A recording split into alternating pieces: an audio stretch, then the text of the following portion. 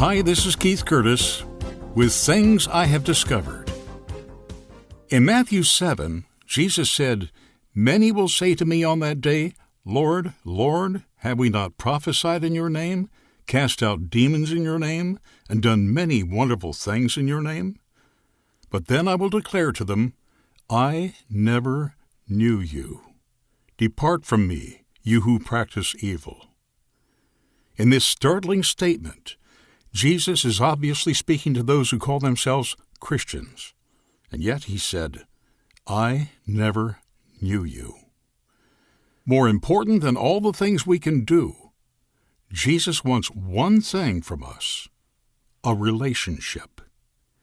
In John 17:3, Jesus defined eternal life with these words, "This is eternal life, that they may know you," speaking of God the Father, "the only true God, and Jesus Christ, whom you have sent."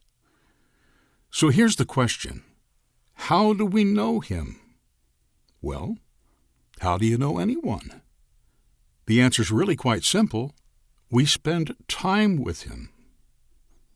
In the book of Genesis, the word know is used to imply the most intimate of relationships when it says, "And Adam knew his wife Eve, and she conceived and bare Cain."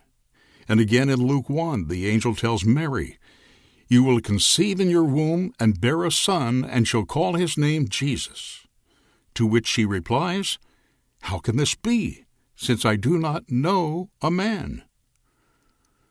We become a very religious culture, and we are wrapped up in our religious activities, thinking that by doing all the right things, we will somehow appear godly and please him.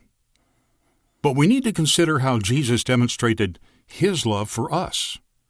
He sacrificed himself and died for us.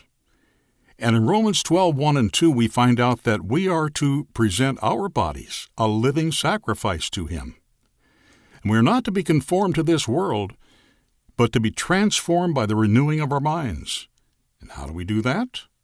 In 2 Peter 1:3 and 4, we learn, "His divine power has given to us all things that pertain to life and godliness, through the knowledge of him who has called us by his own glory and excellence, by which he has given to us exceedingly great and precious promises, so that through these things we might become partakers of his divine nature."